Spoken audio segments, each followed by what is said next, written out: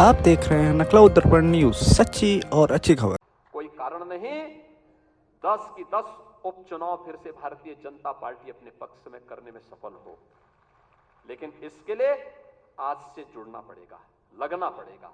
एक एक कार्यकर्ता को अपना अभियान मान करके फिर इस अभियान के साथ जुटना पड़ेगा और उसी के लिए आपका आह्वान करने के लिए आज फिर हम लोग आए हैं। बहनों और भाइयों, हम 2010 के 10 उपचुनावों के लिए तो हमें अभी से तैयारी करनी ही है,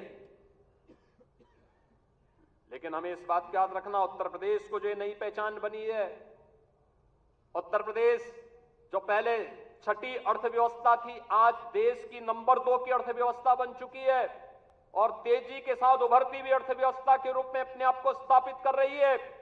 उत्तर प्रदेश का जो परसेप्शन बदला है, आज आप देश और दुनिया के अंदर कहीं जाते होंगे, लोग उत्तर प्रदेश के नाम पर आपको सम्मान देते होंगे। इस सम्मान को बरकरार रखने के लिए जीत के सिलसिले को फिर से आगे बढ़ाने की आवश्यकता है और उसको बढ़ाने के लिए आह्वान करने के लिए आज आपके सामने माननीय राष्ट्रीय अध्यक्ष भी आए हैं। जीत का यह सिलसिला जो 14, 17, 19, 22 पंचायत चुनाव, नगर निकाय चुनाव, उपचुनाव में बना रहा, यही मोमेंटम 2027 में भी बनेगा। यह हमारा संकल्प आज से होना चाहिए, आज से होना चाहिए।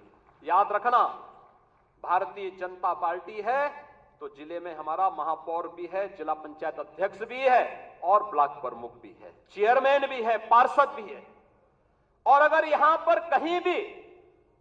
कहीं कोई खरोंच आता है तो वहां उसके असर वहां पर भी पड़ने वाला है और इसीलिए अभी से इसकी तैयारी में जुटना होगा। एक एक व्यक्ति को जुटना पड़ेगा, ब्लॉक प्रमुख हो या चेयरमैन, महापौर हो या जिला पंचायत अध्यक्ष, विधायक हो या विधान परिषद सदस्य, लोकसभा के हमारे माननीय सांसद हो या फिर राज्यसभा के माननीय सांसद, इन सबको संगठन के साथ बेहतरीन तालमेल बना करके, संगठन जिसको तय करे उसके साथ खड़ा होकर के प्राणपण से जुट करके कमल चुनाव चिन्ह को विजयी बनाने के संकल्प के साथ अगर हम आगे बढ़ेंगे तो आपका भी सम्मान होगा, सर्वत्र सम्मान भी मिलेगा। और जो लोग उछल कूद करने का कुत्सित प्रयास कर रहे हैं, मुझे लगता है इनको दोबारा उछल कूद करने का अवसर ही नहीं मिल पाएगा। यह हम आप सबको आश्वस्त करने के लिए आज यहां पर आए हैं। देश के अंदर 10 करोड़ गरीबों को मकान दिए, उत्तर प्रदेश में 56 लाख गरीबों को बिना भेदभाव के मकान दिए। हमने जो नारा दिया, मोदी जी ने जो नारा दिया कि सबका साथ और सबका विकास, हमने जाति, मत और मजहब के आधार पर भेदभाव किसी के साथ नहीं किया।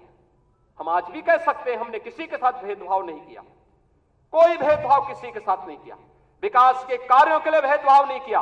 ये 80 करोड़ लोगों को फ्री में राशन आज भी मिल रहा है, क्या किसी जाति को मिल रहा है, किसी मत विशेष या किसी धर्म विशेष को मिल रहा है?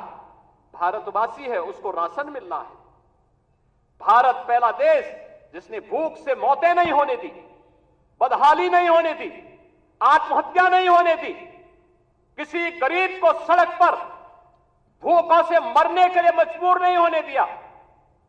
लेकिन उस सबके बावजूद भारतीय जनता पार्टी का कार्यकर्ता लगातार कार्य करता रहा, विपरीत परिस्थितियों में अपनी जान की परवाह किए बगैर लगातार कोरोना जैसी महामारी से जूझता रहा और सेवा को ही संगठन मान करके कार्य करने का परिणाम रहा कि जिस महामारी के सामने दुनिया की बड़ी बड़ी ताकतें नतमस्तक हो गई, उसी कोरोना को कहां समाप्त कर दिया मोदी जी के नेतृत्व में। भारत ने सबसे अच्छा परिणाम देकर के दुनिया के सामने कोविड प्रबंधन की एक नई अनूठी छाप छोड़ी। बहनों और भाइयों, याद करिए 2022 का विधानसभा का चुनाव, 2022 का विधानसभा का चुनाव विपक्ष उछल कूद कर रहा था। चुनाव के तत्काल बाद आपने देखा होगा कैसे मारपीट पर उतारू हो गए थे और तब हर कार्यकर्ता इस बात को सोचता था कि वास्तव में हमारी सरकार का माफिया मुक्त उत्तर प्रदेश का अभियान इन्हीं गुंडों के लिए है और उस उत्तर प्रदेश को आप सबके सहयोग से आज माफिया मुक्त करने में हमें सफलता प्राप्त हुई। तो माफिया मुक्त उत्तर प्रदेश के साथ साथ हमारे विचार परिवार का ये जो लंबा संघर्ष था, 500 वर्षों का इंतजार समाप्त हो, दुनिया भर के सनातन हिंदू धर्मावलंबी जिन आकांक्षाओं के साथ जी रहे थे, उन अपेक्षाओं पर प्रधानमंत्री मोदी जी के नेतृत्व में डबल इंजन सरकार ने खरा उतर करके अयोध्या में रामलला के भव्य मंदिर निर्माण के साथ साथ 500 वर्षों के बाद रामलला को विराजमान करने का काम भी किया। बहनों और भाइयों, भारतीय जनता पार्टी के कार्यकर्ता को किसी भी स्थिति में बैकफुट पर आने की आवश्यकता नहीं है, किसी भी स्थिति में नहीं है, क्योंकि आपने कार्य किया है। आप विपक्ष में थे, जनता के मुद्दों को लेकर लड़ते थे। आज जब सरकार में थे तो याद करिए, उत्तर प्रदेश के अंदर सुरक्षा का ये वातावरण आपको आज देखने को मिल रहा होगा। याद करिए, इसी मुहर्रम के समय में सड़कें खाली हो जाती थी, सूनी हो जाती थी। आज मुहर्रम आयोजित हो रहा है, इसका पता भी नहीं लग रहा है। ताजिया के नाम पर घर तोड़े जाते थे, पीपल के पेड़ काटे जाते थे, सड़कों के तार हटाए जाते थे, पुल तोड़ दिए जाते थे। आज कहा जाता है किसी गरीब की झोपड़ी नहीं हटेगी, आज कहा जाता है कोई तार नहीं हटेगा, आज कहा जाता है कि सरकार नियम बनाएगी, पर्व और त्योहार मनाना है तो इन नियमों के अंतर्गत मनाओ और नहीं तो अपने घर में बैठ जाओ। ये मनमानापन नहीं चल सकता है।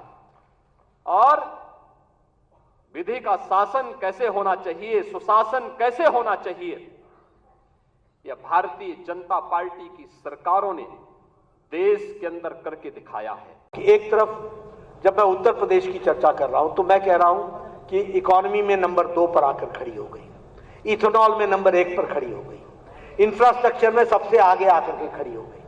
और एक राज्य आपने कांग्रेस पार्टी को, कर्नाटक को दिया। आज कर्नाटक में फाइनेंस सेक्रेटरी क्या बोलता है कि we are coming to a dead end, हम एक डेड एंड में आ रहे हैं। There is no finance left for development, कोई विकास के लिए, काम के लिए कोई पैसा नहीं रह गया है। ये चीफ मिनिस्टर का फाइनेंशियल एडवाइजर बोल रहा है। आप बताइए, आप वैसी सरकार चाहते हैं या ऐसी सरकार चाहते हैं? जरा जोर से बोलिए, वैसी सरकार चाहते हैं या ऐसी सरकार चाहते हैं? एक तरफ वो है जो बोलता है कि विकास के लिए पैसे नहीं है, और ये ज्यादा दिन नहीं हुए, 1-1.5 साल हुआ है ऐसी सरकार बने हुए। वहां का चीफ मिनिस्टर का फाइनेंशियल एडवाइजर बोल रहा है। आपको मैं इसलिए बताना चाहता हूं कि किस तरीके से कांग्रेस पार्टी हो या अन्य पार्टियां हो, कैसी सरकारें चलाते हैं। आप क्या गोमती रिवर फ्रंट का घोटाला भूल गए क्या? चलो आपसे उत्तर प्रदेश की बात कर लेता हूं। लैपटॉप का घोटाला भूल गए क्या? जरा जोर से बोलो भैया, भूल गए क्या? अनाज का घोटाला भूल गए क्या? आप बताइए, ये फूड स्कैम हुआ था उसका घोटाला भूल गए क्या? ये ग्रेटर नोएडा में लैंड का जो आवंटन हुआ था उसका घोटाला भूल गए क्या? आप बताइए, ये पेंशन स्कैम भूल गए क्या? आप बताइए, ये एम्बुलेंस का स्कैम भूल गए क्या? ये फॉडर का, एनिमल हस्बेंड्री का फॉडर का स्कैम भूल गए क्या? अब आप बताइए, सुशासन और कुशासन में अंतर क्या होता है? कमल खिलता है तो सुशासन आता है, और अगर दूसरे लोग आते हैं तो व्यापारी पलायन करते हैं, बहु बेटियां सुरक्षित नहीं रहती हैं, और घोटाले पे घोटाला होता है। इस तरीके की सरकार बनाती है।